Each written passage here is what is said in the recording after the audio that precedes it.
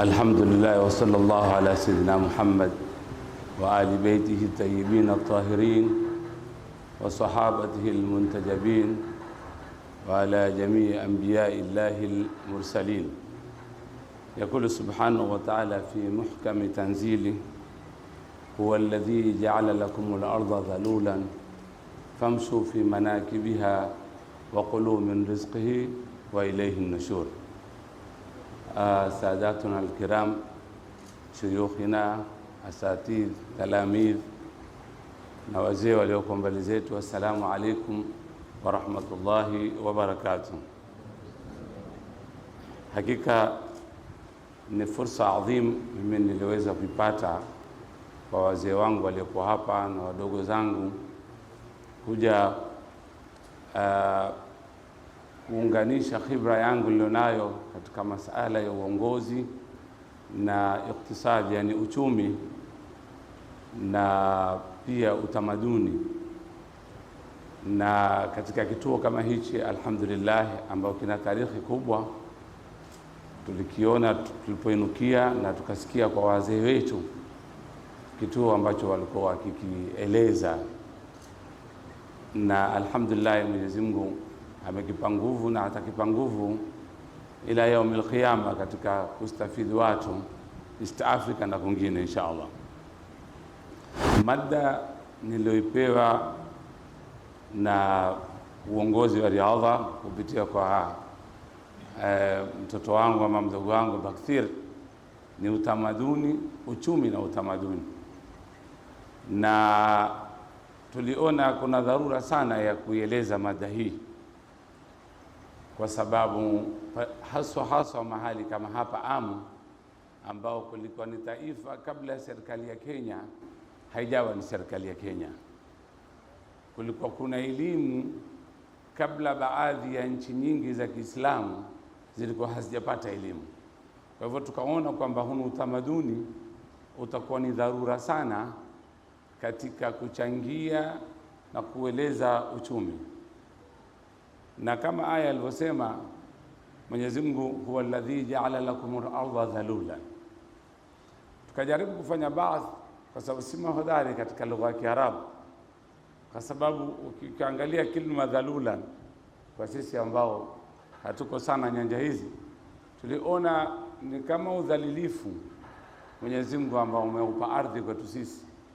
Lakini tukaambiwa la, si kila kilima chamaanisha maana fulani wakati fulani, chaweza kwamba hakina maana ile kinavyoeleza. Ni kama alivyotangulia kusema Sheikh Abdullah Bakthir, zile aklam na zile buhuri si saba, ni kwamba lau zaletwa hata zaidi ya zile bado hazitamaliza maarifa ya Mwenyezi Mungu. Kama ile kul law kana al-bahru midadan likalimati rabbi lanafidha al-bahru kabla an tanfadha walau jiina mwisho bimithlihi madada.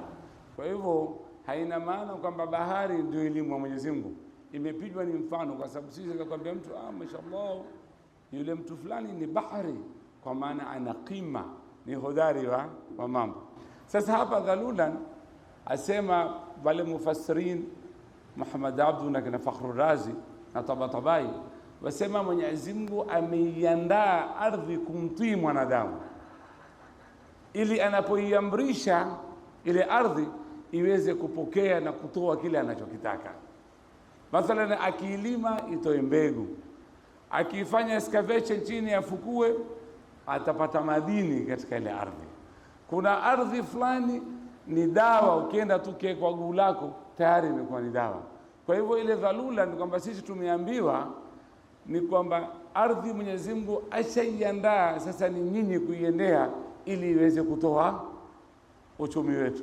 Huwa alladhi ja'ala lakum ardan dhalulan famshu fi manakibiha.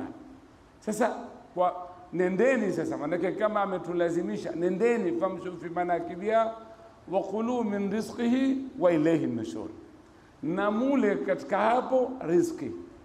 Lakini utaona neno kula pia, mtafute sasa ile riziki yenu katika hiyo ardhi, lakini akaweka sharti mwisho, wa ilayhi an-nushur. Mjue mtakavyo kuitumia ardhi tulivyoiandalia kwenu, mjue mtakavyo kutembea katika manakib zake, lakini mkumbuke mwisho wa ilayhi nushur, mtarudi kwake Mwenyezi Mungu. Utaiona direct translation wa ilayhi nushur, na mtafufuliwa mtarudi kwake, lakini hapa kuna uadilifu. Kwa hivyo you'll be accountable, nyinyi mtatoa hisabu namna gani mlivyoitumia ardhi na mlivyoipata riziki yenu katika ile ardhi. Kwa hivyo ikiwa mmeitumia makosa, Mwenyezi Mungu atawahukumu, ndio wa ilayhi nushur. Hii ni maana nakla, na Said Abdul Qadir uko hapa kama atakuwa ninaifasiri makosa, maana sikuja kufasiri aya, nimekuja kueleza uchumi. Lakini Muislamu yoyote utamaduni wake, culture yake ni Uislamu, hana zaidi ya Uislamu. Ndio pale Bwana Mtume tukitilia nguvu ya utamaduni aliposema innama bu'ithtu liutammima makarimul akhlaq. Manake liutammima ni kukamilisha, ina maana kulikuwa uko utamaduni, alipokuja akaukamilisha. Kukamilisha vipi? Ni kutoa uovu akaukataa, akaukubali ule utamaduni ambao ulikuwa uko kabla, ambao ni mzuri, akaukubali ule. Mathalan wale walipokuwa walioana kabla ya Bwana Mtume kuja na zile ndoa kwa ile mila yao, Mtume hakukataa, lakini alisema hamwezi kutukua makhti wawili mkawaunganisha pamoja. Hilo alilikataa. Lakini kwamba wewe ulikuwa umeoana kwa mila yako na kwa mila yako basi Uislamu haikukwambia muate kisha umuoe tena. Uchumi tunapozungumza wahitaji sana utamaduni, na inshallah tukipata taufiki baina leo na kesho tutaweza kueleza mpaka conclusion tulipotea wapi kiuchumi na tutaweza kurudi vipi tukarudi kwenye uchumi. Kwa sababu utaona kwamba Bwana Mtume sallallahu alaihi wasallam alipokuwa Madina, muarikhin wa Kiislamu na wasiokuwa wa Kiislamu, alisema alikuwa akijenga watu. Hakujenga dola Mtume Madina Makka, alikuwa ajenga watu. Hata kama walikuwa ni kidogo wale watu aliotoka nao kugura nao kwenda Madina, lakini alikuwa akiwatengeneza kiasi ya kwamba wataweza kutengeneza uchumi na social aspect ijtimaa ya watu baadaye. Ndio utaona alipogura kwenda Madina, jambo la kwanza ambao keshukuta kutoka kuna vita vya Badri, sababu moja kubwa ya kupigana Badri ilikuwa Mtume amepata habari kwamba Abu Sufyan yuatoka Syria, yuaja na silaha nyingi sana zaja kuja kumdhuru yeye Bwana Muhammad. Sasa Mtume kama kiongozi ilikuwa lazima azifuate, azishike zile silaha, asiziwate kuja kufanyaje, kuja kumdhuru. Na haya mambo yataka uhodari na yataka tuangalie tukisoma tarikhi. Mambo mangapi ambayo tuyaona hivi sasa yaja kutaka kutudhuru, lakini tuamalizikia katika kuzungumza na kulaumiana sisi kwa sisi bila kutukua hatua ya kuhakikisha twaziwia yale mambo. Kwa sababu Badri haingepigana, kwa sababu Sufyan alikuwa ashakimbia, alitafuta njia nyingine akakimbia. Lakini Mtume alipowaambia maswahaba, wakasema maadamu wewe wataka tupigane, sisi hatutakwambia wewe kama Musa nenda kwa Mungu, tutakungoja hapa.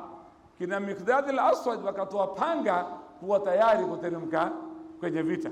Ndio sababu vita vya Badri viliwavunda nguvu sana Makureish katika kupambana na Mtume Muhammad, na ulimwengu ukaona kwamba huyu Muhammad ana ukweli kiasi fulani na ushujaa kiasi fulani.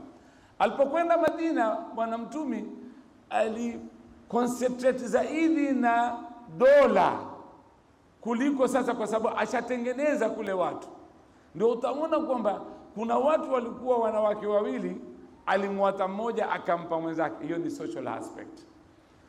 Ulimwengu wote ulipo, hata hunu msikiti wa Riyadh, lazima uongozwe katika pila tatu. Katika rukni ngapi? Bunia al-Islam ala khams, lakini leadership ni tatu.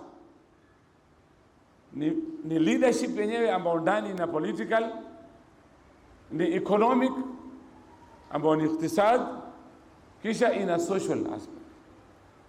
Lazima Said Abdul Qadir na wengine wanaosimamia lazima wawe na huruma na wanaowasomesha, lazima wawe na huruma na watu wa mtaa, lazima wawe na huruma na watu wa Lamu, lazima uangiliane. That is what we call social aspect. Ndio hawa kusema mimi niko tayari umuoe mke wangu nitakaye kumwata umuoe wewe.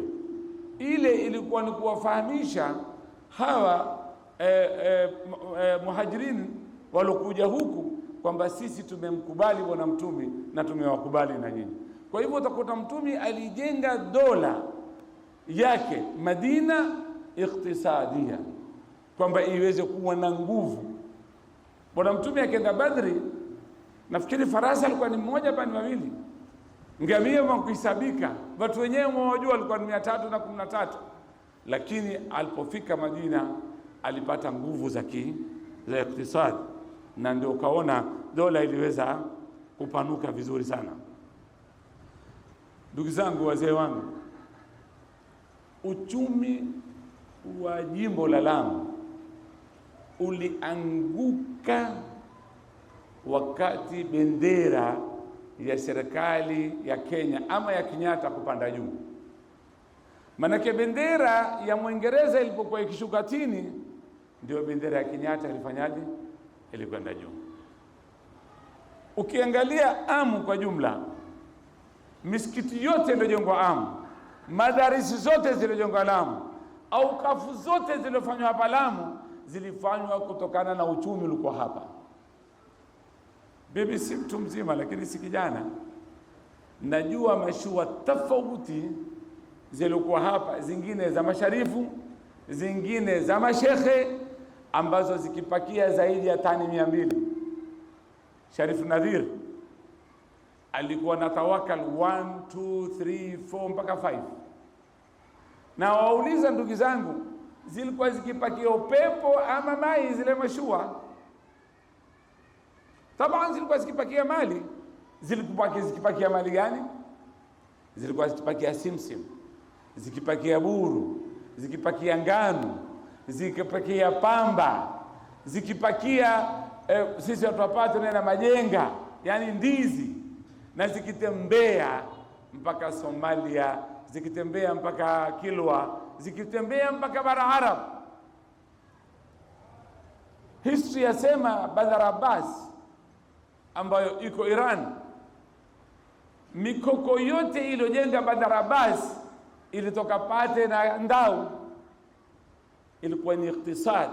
Kwa nini nasema hivi? Ilikuwa ni iktisadi ikilofuatana na utamaduni wetu. Kila mtu wa Ndau unawapate ni mkataji mkoko.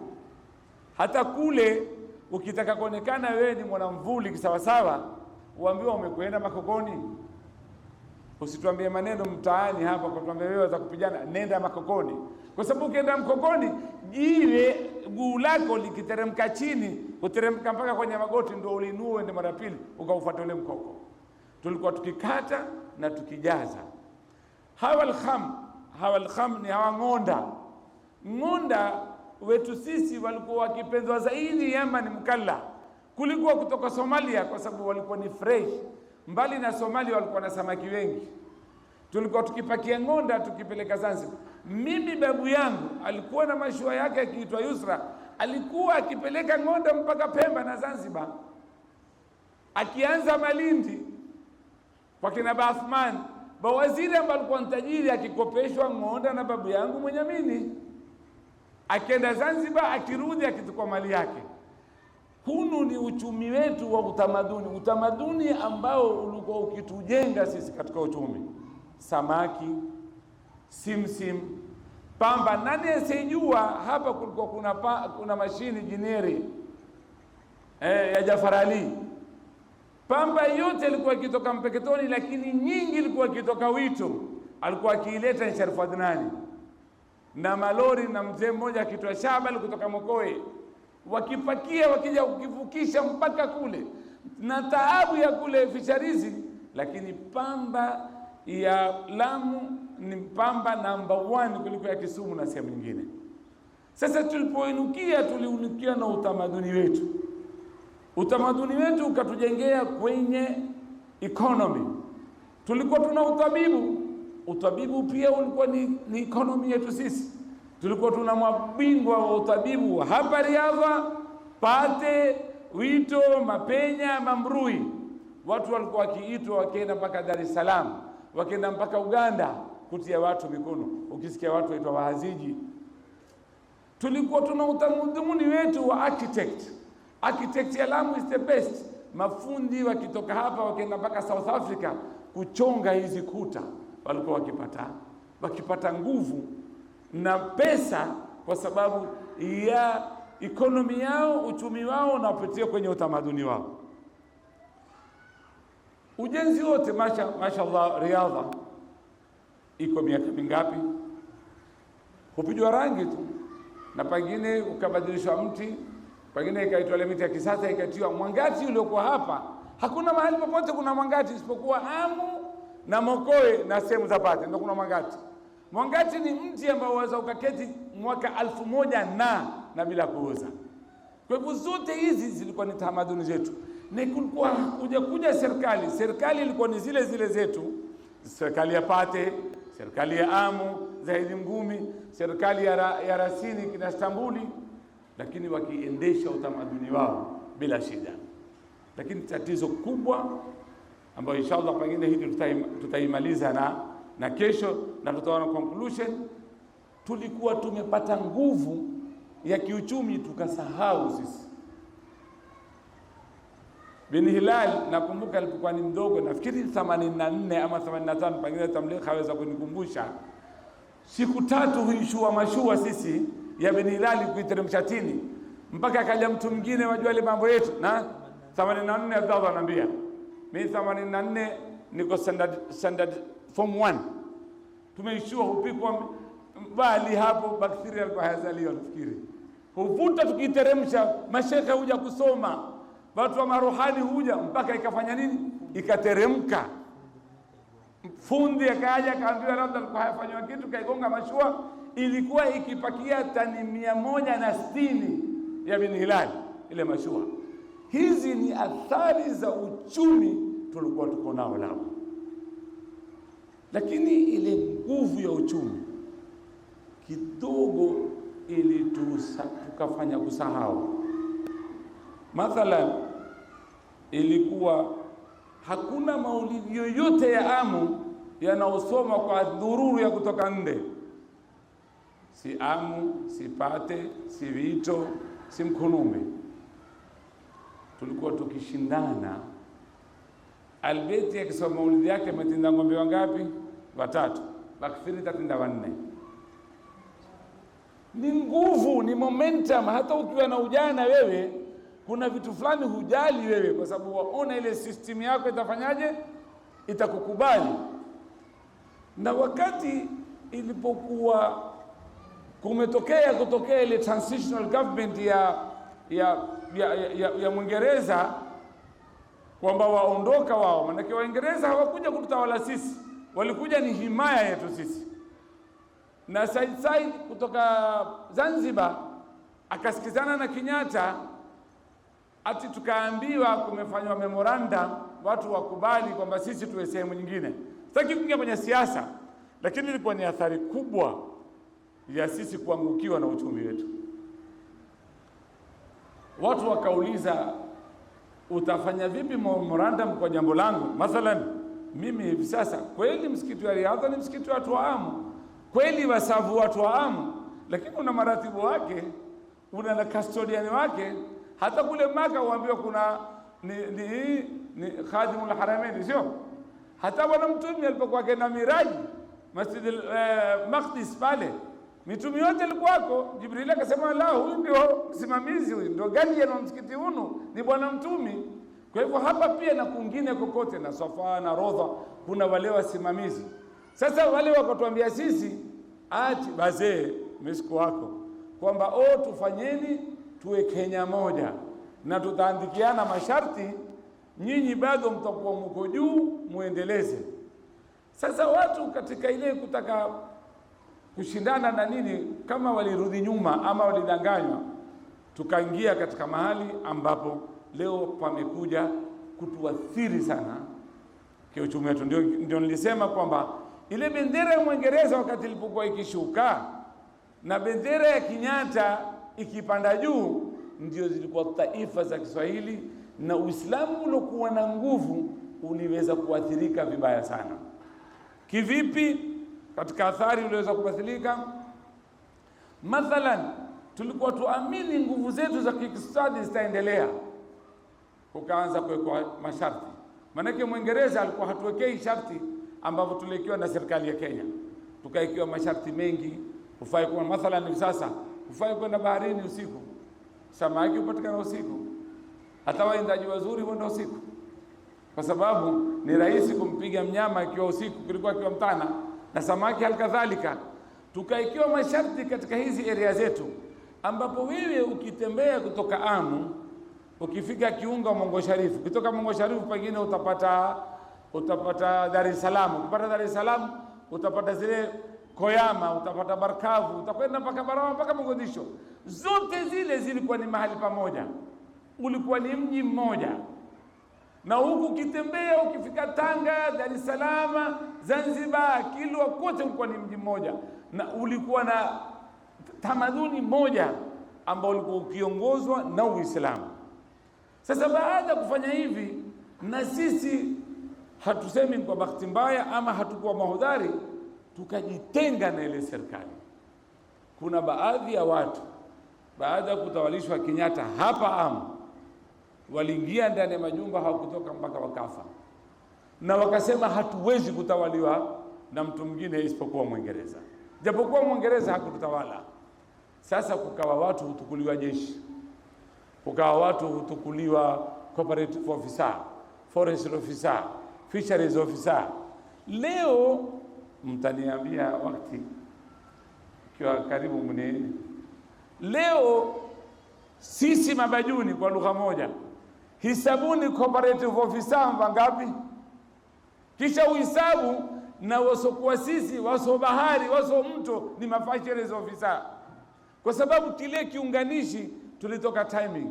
Leo mtoto kwa kutoelewa uchumi, iktisadi, akimaliza form 4 ataka kufanya sijui business management, sijui ataka kufanya human resources. Siku hizi kila msikia ataka kufanya human resources, humsikii kijana cha Amu ataka kuwa cooperative officer. Senti zote za serikali zapitia kwenye cooperative officer. Sasa yule aliyokuwa hapa, utaona cooperative zetu sisi hazipati pesa nyingi kuliko zinavyopata za sehemu nyingine, hataki kutaja sehemu nyingine ambao walikuwa ni wageni. Sisi wanati hatupati, kwa sababu hatuna cooperative officer ambao aweza kuja msikiti ya Riyadh mmoja katika juma kabla kuja panda mimbari akaeleza umuhimu wa watu kuwa na cooperative officer na waweza kukimbia vipi. Na haya yote Bwana Mtume aliyakubali kwa masharti tu. Alipokuja akasema biashara ifanywe, lakini bila interest, bila riba. Biashara ifanywe bila ghush. Kwa hivyo alitaka iktisadi. Ndio leo yale aliyotaka Bwana Mtume sallallahu alaihi wasallam, kumerudi kuna benki nyingine, utasikia albenki bila riba. Zimekuja sasa, zimekuja hivi yale ambayo kwa sababu yameonekana athari ya riba ni mbaya zaidi kuliko kuweka riba katika ile benki. Sasa hata hizi ambazo ni kazi nyingine ambao pengine mashekhe waweza kuziona labda pengine itakuwa ni kinyume na Uislamu, watu hukaa wakajua watazitengeza namna gani. Na baada kupatikana uhuru na baada kwamba tumeanza kusukika wasomi wetu hususan wa dunia, nitatumia lugha hii maanake wasomi wa sheikh wa misikiti ni tabia zao, walikuwa wakihajir kama wanavyohajir maimamu wakenda Dar es Salaam, kama alivyohajir Allah yarham Said Hussein akenda Dar es Salaam, akatoka Dar es Salaam akenda Zaire, akenda Sudan. Lakini maprofesa wetu, wasomi wetu wote wakaona sasa Lamu kuna matatizo, wakawahugura mmoja mmoja. Aliyoko Malindi akagura, aliyoko Mombasa akagura, kina Profesa Abdullah Al-Arham wakagura, wakaenda Ethiopia, wakaenda Ghana, kina Muhammad Bakari Sagaf akaenda Turki. Sasa kukapatikana gap kubwa, na wasomi wa dini maalasaf shadid wakawa wamejifungia zaidi kwenye msikiti, wakaona pengine nasema hivi, pengine nitakuwa ninasema makosa, mtanisamehe, wakamwona mvutaji bangi ni najisi kuliko mtu pengine anayefanya mambo mabaya zaidi, lakini pengine huja kuswali kwa wakati. Sasa ule mujtama ukatolewa nafasi, ikawa wale watu maprofesa hawako na baadhi ya mashekhe pengine hawatuvutii, tukaja karibu na sisi. Kwa hivyo sisi ni kama mujtama tulotupwa, na mujtama ulotupwa ndio sasa unaodetermine uchumi na uongozi. Ule mujtama ambao ni mwingi ndio unadetermine ule uchumi, unaofanya ule uchumi ukakua. Kwa sababu barabara wa Lamu wakiwa wana nguvu, wamerudi mashambani, uchumi utakuwa. Lakini sasa wakaingia mahali ambapo si pao, kwa sababu moja ambazo pia ni wao wenyewe waliweza kujichangia, lakini kulikuwa kuna asbabi. Kwa sababu sisi tulipokuwa tukikua katika miji ya Pate na Wito, tulikuwa msikiti na madrasa na wazee ndio ulikuwa ni muongozo wetu. Wewe ukifanya makosa ilikuwa si lazima urudiwe na babako, ulikuwa waweza kurudiwa na mtu jirani yako akakupiga, na ukirudi nyumbani ukapigwa zaidi.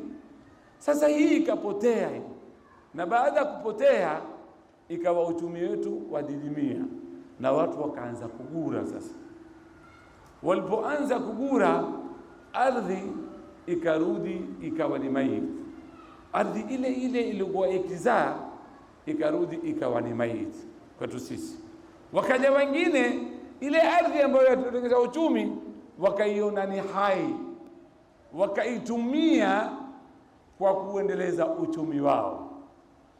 Kiridi nyuma, Lamu zaidi kulikuwa kuna maboti, lakini kule kwetu kulikuwa kuna magari.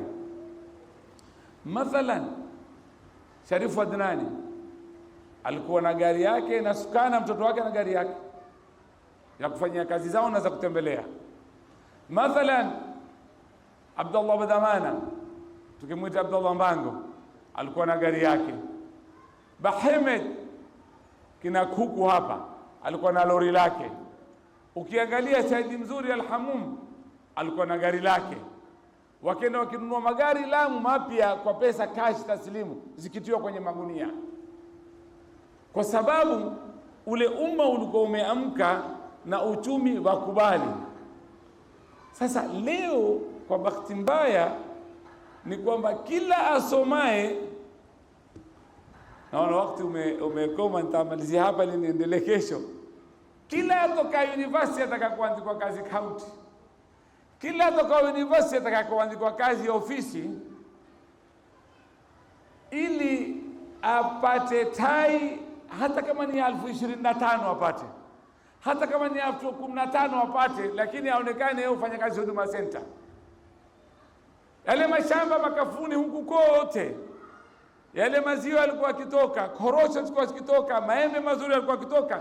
Hakuna kijana hata mmoja wa Lamu ambao pengine wakati wetu na kurudi nyuma alitoka hapa kwenda kufanya degree ya agriculture ili yatanganye na ule ukulima wetu tulikuwa tuko nao tukizalisha, awe ni agricultural officer. Mimi namjua mmoja tu, na yeye aliketi bara mpaka kuzungumza kibara, aitwa Bunu Haji Mbachundwa.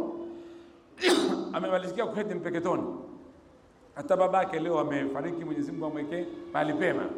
Nikawa nikizungumza naye wakati nikomea, tumia mbinu za kuweza kuzalisha tena. Mimi nimezaliwa Wito, ng'ombe walikuwa wako Wito, na maziwa tulikuwa tukiyapata Wito, na samli safi tulikuwa tukizipata Wito, na asali tulikuwa tukipata Wito. Said Abdul Qadir lazima atakumbuka, na pengine watu wazima, kulikuwa kuna meli kiitwa Bonsela hapa. Ikija Tamlekha mkubwa wangu lazima ajua, ikija kupakia ng'ombe hapa, ng'ombe wenyewe walikuwa kitoka Ijara, Wito na Mkunumbi wakipelekwa Yamani. Daktari ni yule Dr. Noah Wekesa, alikuwa ni veterinary officer wakati huo, ambao kisha alikuwa ni waziri. Wakitoa ng'ombe hapa wakipeleka wapi? Poti haikuanza jana, uchumi wa poti. Sasa hunu ulokuja hunu ni mwingine ambao sisi hatuujui, lakini poti ilianza kitambo sana. Inshallah tutakomea hapa leo. Mwenyezi Mungu atakujalia kesho tupate taufiki tuseme kwamba hii ni ardhi iliyokufa. Mwenyezi Mungu ametuambia nini kwenye Qur'ani? Tutaifufua vipi? Na ni lazima tufanye tatawur. Leo Said Abdullah Bakfir ni bora kuliko mimi, ameweka laptop yake, si tabu yaitwaje, apige zile aya, mimi mpaka niandike, kwa sababu mimi ni analog, yeye ni digital, na yeye ni sawa sawa, ndio Mungu na mtume atakavyo. Kwa sababu leo hatuwezi kupigana na mapagans kwa kupigana kwa panga, lazima tutafute F16 ama F25 tuingie kwenye ndege tukapigana na wao. Umesikia mtu kutoka Israeli kapigwa kitu Lebanon, kikatoka kitu Irani kikapigwa wapi? Israeli. Na tukienda huko tutakuwa ni mazuka, kwa sababu tutauawa sote mara ile ile. Kwa hivyo vipi tutaitumia misikiti ihamasishe turudi kwenye iktisadi zetu? Tukirudi kwenye iktisadi zetu, mimi naamini uchumi wetu utaweza kufanyaje? Utaweza kurudi. Na inshallah kesho Mwenyezi Mungu akitupa taufiki, pia tutaeleza sampuli za naui za uchumi. Kuna uchumi wa jamii, kuna uchumi wa Zionist, inaitwa capitalist economy, kuna mixed economy, kuna market economy, kuna uchumi leo kwa kukudharia tu watu wote wenda supermarket, yale maduka yote ya Kihadhrami hakuna tena, yote hakuna. Maduka ya Kihadhrami yale mtu alikuwa akivaa kitambi na ule ukanda rangi ya green na fulana ya captain, ukienda pale akikupimia, na hapa walikuwa wako kina Muhammad Abdul Qadir na wale wakifanya na kina Masjeri, yale yamekufa yote yaenda katika supermarket. Ile ni plani ya economy, iwe nyinyi mweni watumwa wa kununua na wao wawe ni mabwana wa kuuzia. Inshallah Mwenyezi Mungu atajalia haya aliyozungumza yawe yatakuwa ni mazuri inshallah. Na kama kuna kasoro, basi Said Abdul Qadir ana haki wakati wote wa ku intervene, not interfere, ya kutueleza inshallah. Na pia natoa pia shukrani, hata inshallah na kesho tutatoa mimi pia kupata fursa hii hapa. Kwangu mimi ni fursa adhim, na nimeona kwamba sikuwafanyia ihsani watu wa Riyadha, lakini watu wa Riyadha wamenifanyia mimi, na kiwa nimefaulu. Wama tawfiqi illa billahi. Wassalamu alaikum wa rahmatullahi wa barakatuh. Kuna muda kutoa nafasi dakika chache, yani mtu kuuliza masuala moja mpaka mawili mpaka swala matatu, lakini tunaona muda umekwenda sana, na insha Allah taala kesho tuko naye al-akh Hassan Said Hassan, tuko naye inshallah kesho. Basi atatupa nafasi, na taraji tu kiwa mtu ana swala atamuuliza. Tutakushukuru sana kwa faida ulotupa, maneno mazuri, maneno ya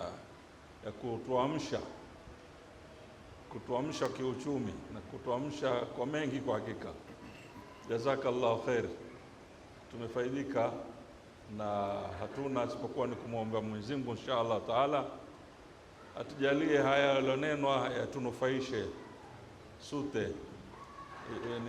Ni zawadi zatoka kwako na nasaha inshallah yaturakibishe.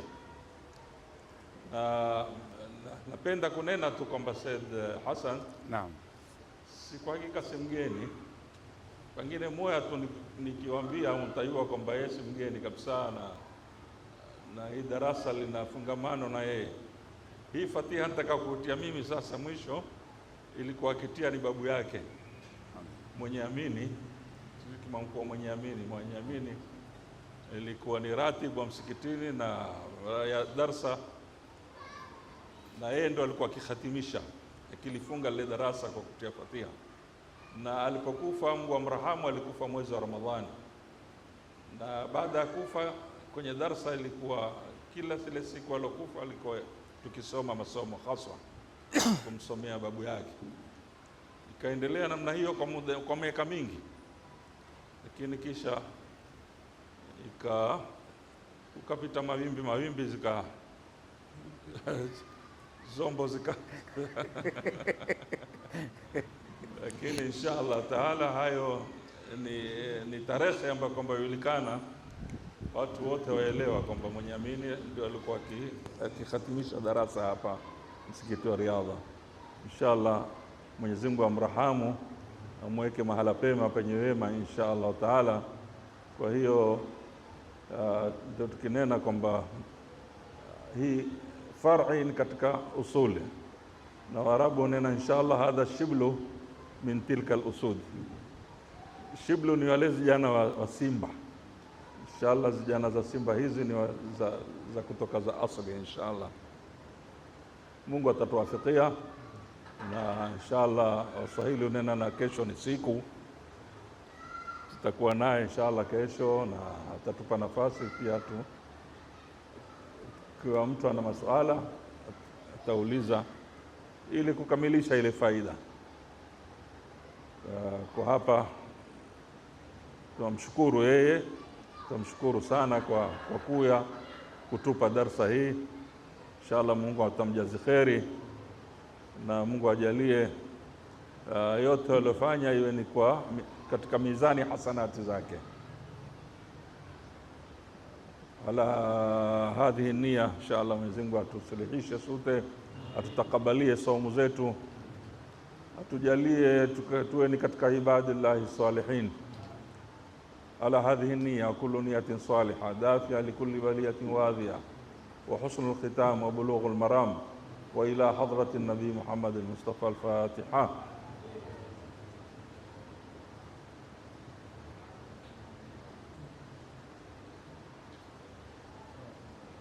لا إله إلا الله العظيم الحليم، لا إله إلا الله رب العرش العظيم، لا إله إلا الله رب السماوات ورب